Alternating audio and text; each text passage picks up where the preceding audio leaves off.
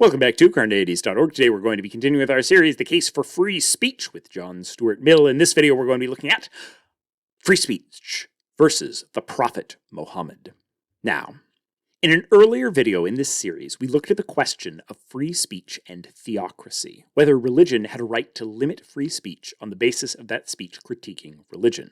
In this video, we're going to look at whether the state has the right to limit free speech on the grounds that it is offensive to a particular religion, not necessarily that it critiques it, but rather that it creates some art or makes some statements or says some words that are offensive to a particular religion. A clear example of this is depictions of the Prophet Muhammad, particularly in political cartoons, which some Muslims view as deeply offensive.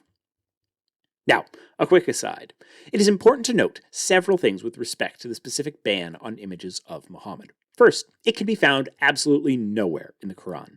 The prohibition arises from the hadiths, and even there, the textual evidence for it is weak at best. Second, this prohibition is comparatively recent, with Muslim artists depicting Muhammad in paintings as recent as the 15th and 16th centuries. Some argue that it wasn't until the rise of Wahhabism in Saudi Arabia in the 18th century that this became an explicitly a prohibition. Third, there's not unanimity in the Muslim community over this prohibition, with Sunni and Shia Muslims disagreeing on the importance of this rule, and some Muslims having images of religious leaders in their life as a key part of their life. And being something that they worship or they take around with them, they paint on buildings, etc. Fourth, the prohibition applies to images of all people considered prophets under Islam, including Jesus and Moses. While these facts apply only to this issue specifically, and not to the general conversation we're going to be having, they can help point to some of the general reasons that blasphemous images should be permissible, namely the fact that there is disagreement within even a given religious tradition, much less between different religious traditions, on what exactly the prohibitions should be. And there's no kind of actual rational process you can go to get back to some real prohibition in a founding document or a sacred text for these things, because they're often made up and contrived by particular individual religious leaders, as opposed to being something that's rationally even built out of a sacred text, let alone out of rationality itself. And so these point to a lot of problems with justifying this principle, and with justifying the principle that the state should in any way enforce it.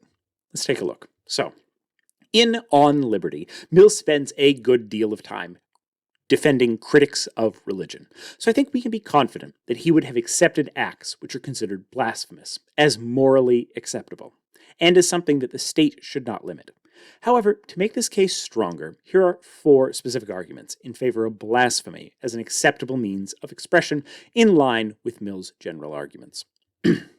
Now, the first issue is one of rationality.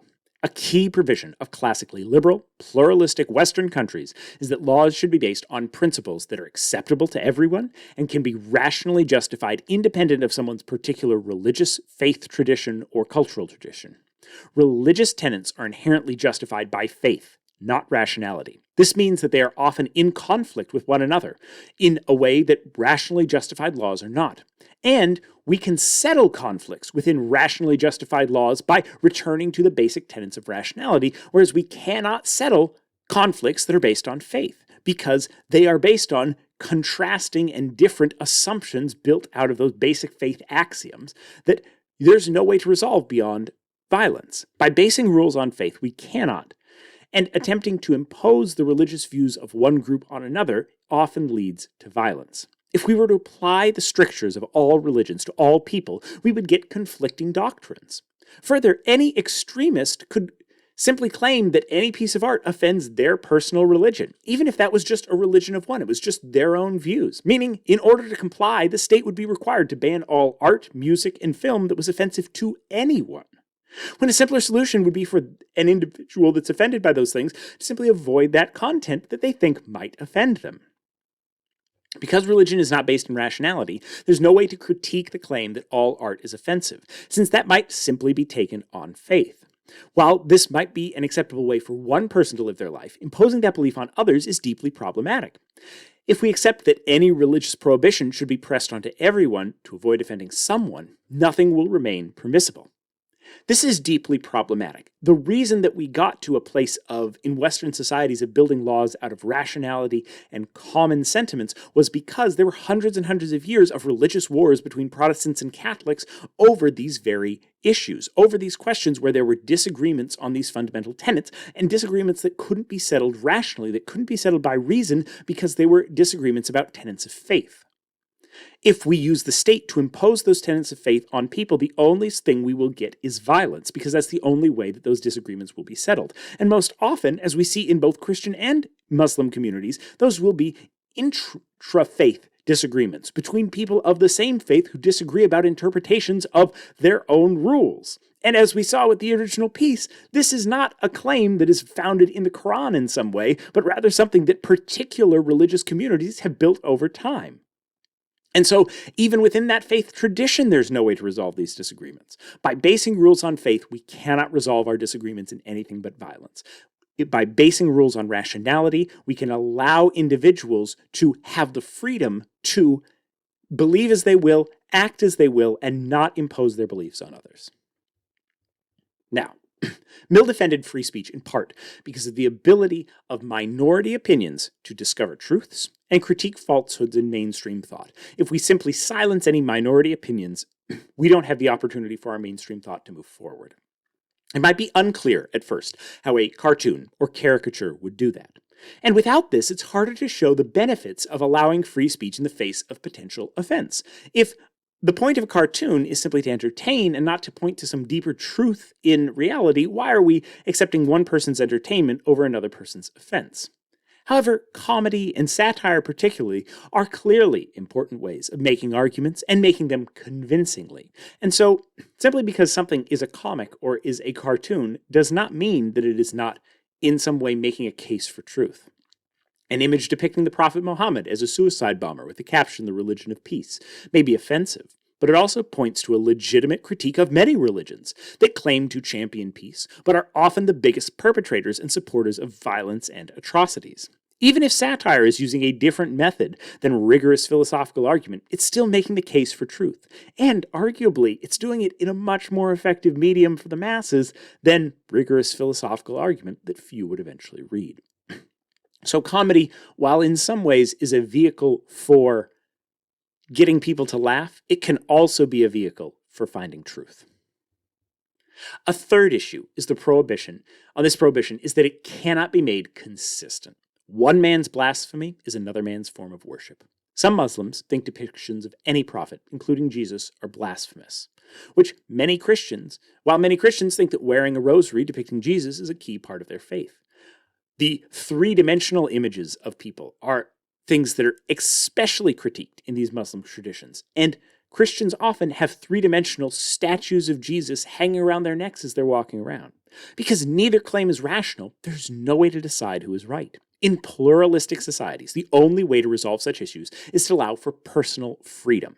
Everyone is allowed to speak and create art as they wish, but they can't impose their prohibitions on others. Muslims shouldn't try to stop anyone from depicting prophets, while Christians shouldn't force anyone to say Merry Christmas. The only way societies with different beliefs can live together in harmony is to have limited government intervention and only allow such intervention in cases where the grounds are based on rationality and reason, not one faith over another. The government should intervene to protect everyone's freedom to worship as they choose, and to prevent anyone from trying to impose their religion on anyone else. The point of the government, in Mill's words, is to protect freedoms. The only situations in which the government should be stepping in are to protect those individual freedoms from others.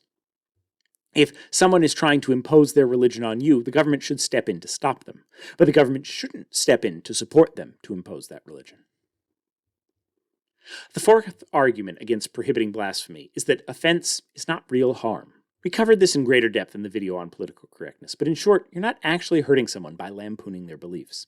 As Mill might argue, you may actually be helping them by pushing them to challenge those beliefs that they hold that may be unjustified. It may take a shock to the system. It may take a political cartoon to help them realize that. It's hard to change your beliefs, and realizing that your foundational beliefs are unjustified or harmful to others is a difficult proposition to face, and it may feel painful in some way, but this kind of offense is not real harm, but rather a temporary pain that's necessary on the way to truth. Getting rid of your own deeply held personal beliefs is painful in some ways, and it can be tough. But if you believe things that are false and you believe things that are harmful to others, it may be a necessary pain you need to go through to become a better person and to pursue truth. For Mill, the goal of free speech is to get to truth, though there may be some bruised egos along the way. Critiquing others' opinions, critiquing others' beliefs is a key piece of getting to truth. What do you think? Should the government forbid blasphemy? Is publishing a cartoon of the Prophet Muhammad immoral? Is saying something that offends a religion a bad thing? Can we create a set of rules that will make sure we offend no one? Or is it a better path to say the only role of government is to preserve individual freedoms? Watch this video and more here at Carneades.org and stay skeptical, everybody.